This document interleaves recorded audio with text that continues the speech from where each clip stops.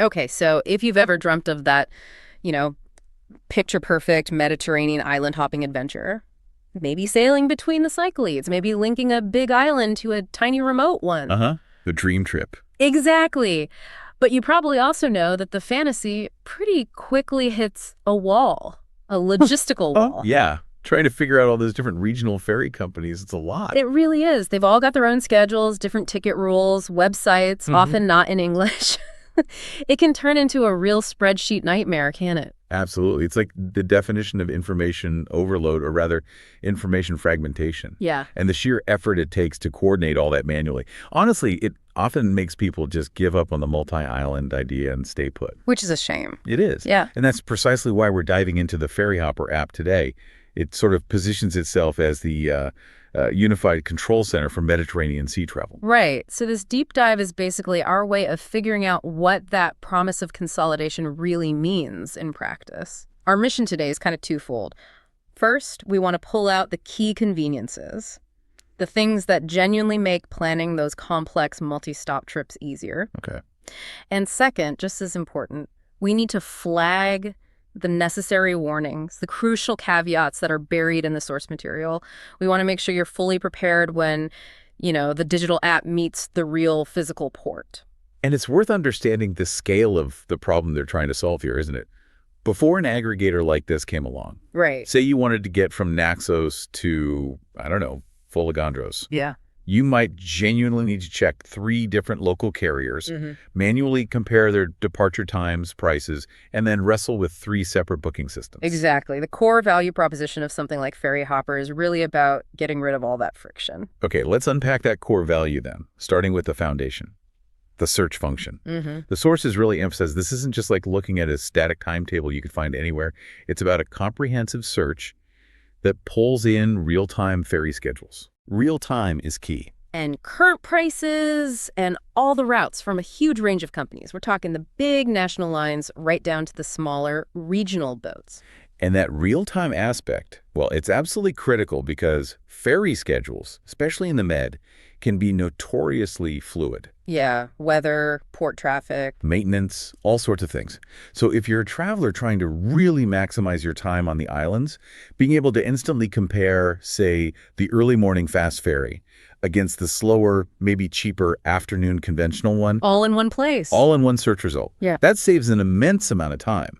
It means you, the user, can find the most suitable and most affordable option pretty much instantly, instead of wasting like a whole afternoon cross-referencing websites. And then once you've found that perfect route, or maybe it's 3 routes with 3 different ferry companies, the next big value piece kicks in: centralized booking. Ah, yes. This is the organizational magic, really. You can book tickets for multiple, completely different ferry operators all in one single transaction. It's basically a shopping cart for the sea. Think about what that means just for keeping track of things.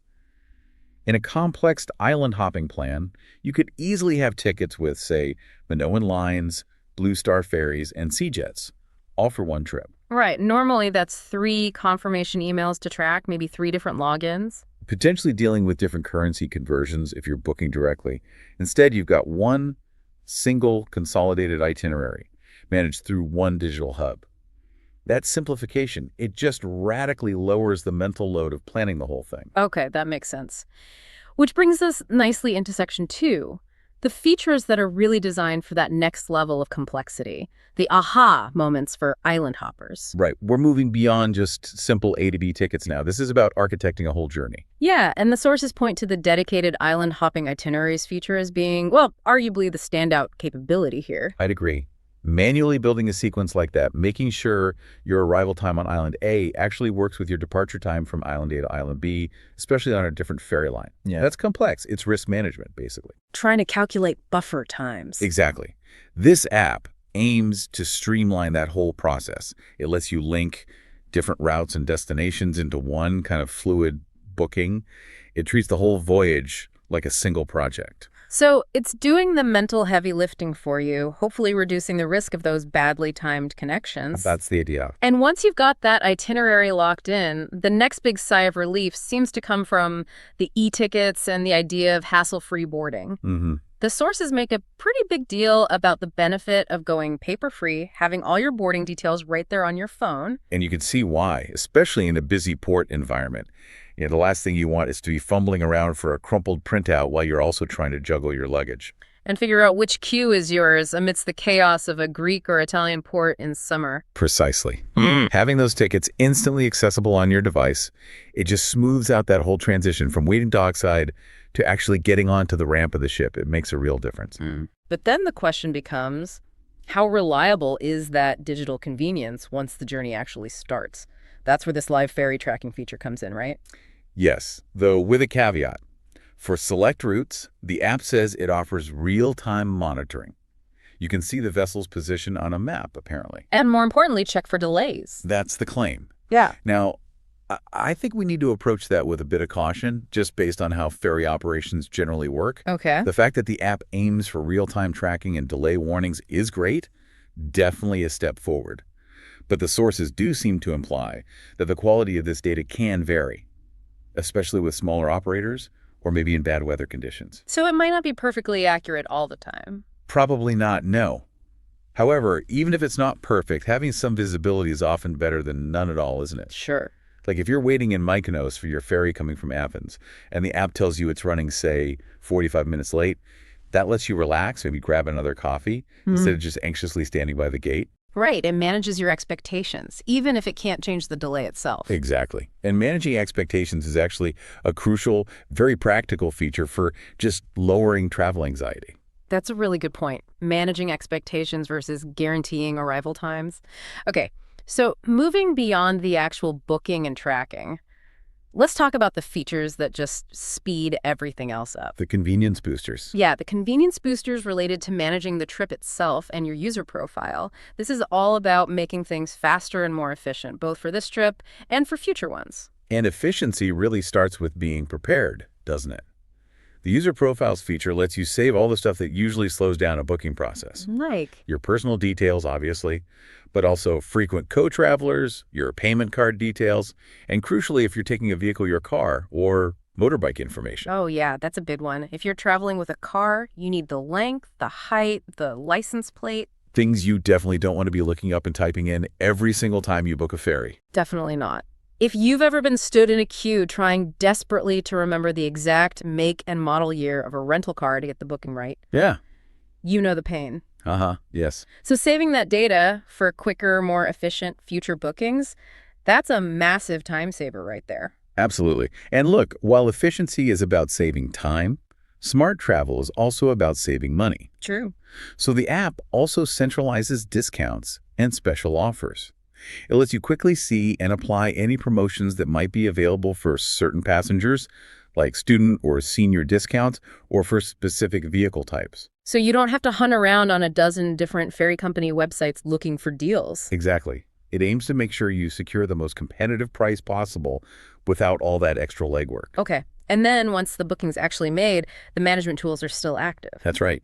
The trip management feature lets you access all your booking details, make changes if the ticket type allows, and retrieve your bookings right there in the app. Even if you maybe did the initial booking on their website? Yeah, even if you preferred using a bigger screen, like a laptop on the Ferryhopper website, for the initial planning and booking phase. That seamless sync between desktop and mobile is pretty essential, I guess. It really is. Yeah. People often like the big screen for research and inputting complex details, but then you absolutely need the ticket and the key info easily accessible on your phone when you're actually at the port. Right. This integration means, ideally, no matter where you booked, your whole itinerary and your customer support options are right there on your mobile when you need them most. Okay, so we've painted a picture of a pretty sleek, convenient digital journey.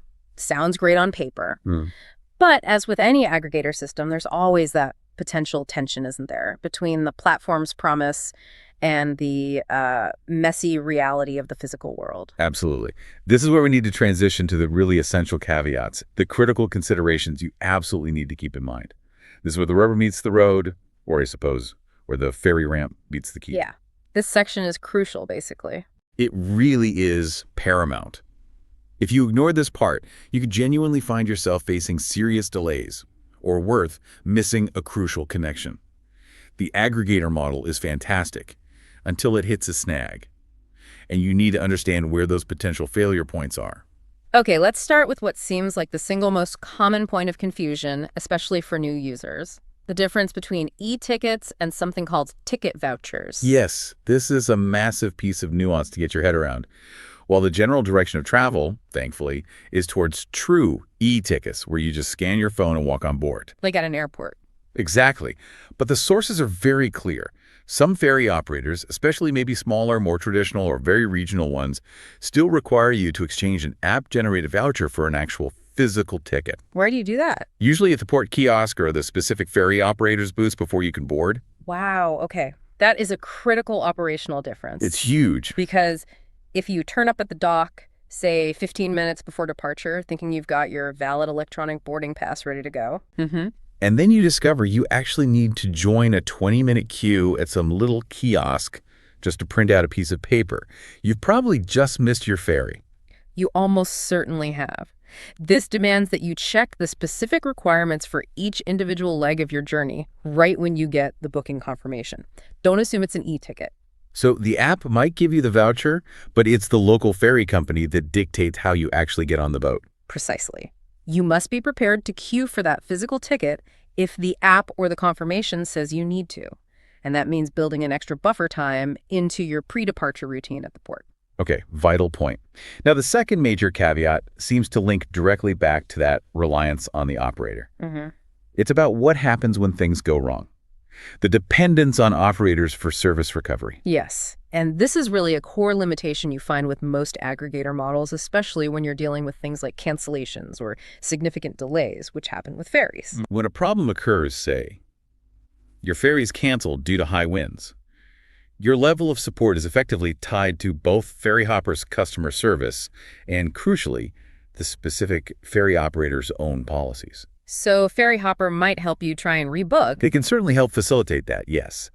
But the ultimate decision about whether you get a refund or exactly how you're rerouted, that generally falls to the actual carrier, the company whose boat isn't sailing. Your recourse is kind of split. And for a savvy traveler, that immediately raises questions about, well, financial accountability, doesn't it? It does. If I booked a complex multi-leg trip through the app and the very first ferry gets canceled, causing me to miss all my subsequent connections, who's responsible for sorting out those knock-on financial losses? And that responsibility primarily still rests with the transport provider, the company operating the actual boat, not usually the platform that just sold you the ticket bundle. So, while the app provides enormous convenience in booking, it doesn't typically assume the operational liability for the physical journey itself. You get the simplicity, which is great, but you have to remember you're still ultimately bound by the individual operator's terms and conditions, especially regarding things like force majeure or weather events. That's crucial context, then. It defines the boundaries of what the app can and cannot do for you when things go wrong. Exactly. And finally, let's talk about the reality of those real-time updates we mentioned earlier. Okay. The live tracking and delay info. Yes. The app strives to provide current schedule information, but the source material does point to user reports mentioning occasional delays and notifications, particularly regarding last-minute schedule changes or even cancellations. So the information flow isn't always instantaneous. It seems not always, no. And you can kind of understand why, right? There's an information chain. The operator has to update their own internal system first. Then that system likely notifies the aggregator, like Ferryhopper. And then the aggregator platform pushes the notification out to you, the traveler. So each step adds a potential small delay. Potentially, yes.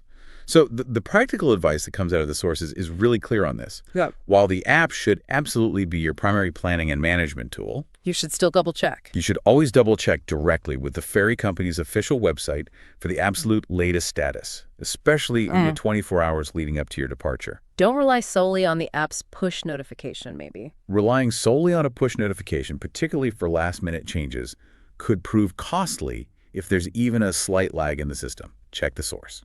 Okay, that sounds like the definition of being a well-informed traveler. Use the tech for its convenience, definitely, but always verify critical info with the primary source for absolute peace of mind. That's it. It's that essential balance you need for modern travel, isn't it? Yeah. Digital simplicity for the planning stage, but maintaining that physical diligence when it comes to the actual execution. Right. So wrapping up this deep dive then, the main takeaway seems pretty clear. The Ferryhopper app genuinely delivers on its core promise of massive convenience. I think so. It really does simplify what can be an incredibly complex, almost impossible task, planning those multi-company ferry itinerary. It provides an unparalleled shortcut for planning island-hopping adventures. The efficiency gain is undeniable, particularly for complex trips. But, as you said, for you, the prepared traveler, the real goal is successful execution of that trip. Yeah. And that means remembering those crucial caveats we just discussed. You need to be aware you might still have to exchange an app voucher for a physical ticket at the port. Check each booking. Check each booking. And you absolutely need to make a habit of verifying final departure times directly with the operator's own website, just acknowledging the reality of potential delays in real-time updates from third parties. So use the tool, but stay alert. If we connect all of this back to the sort of broader picture, how we increasingly rely on these unified platforms for travel, it does raise an interesting question for the future of travel tech, doesn't it? As these aggregators get better and better at centralizing booking and simplifying our choices, how can we, or perhaps how should we, better define the shared responsibility? Especially around real-time information accuracy and service recovery when things go wrong. Where does the responsibility lie between the tech platform that sells the convenience and the actual transport provider who delivers the physical service? That's a fascinating and I think growing tension. The allure of the single-click, perfectly planned journey is incredibly strong. It's so seductive. Yeah. But the physical risks of travel delays, cancellations, whether those remain stubbornly real, thinking about that balance, that trade-off between control and convenience, it feels like a really key thing for all of us to consider when we're planning our next complicated multi-company journey.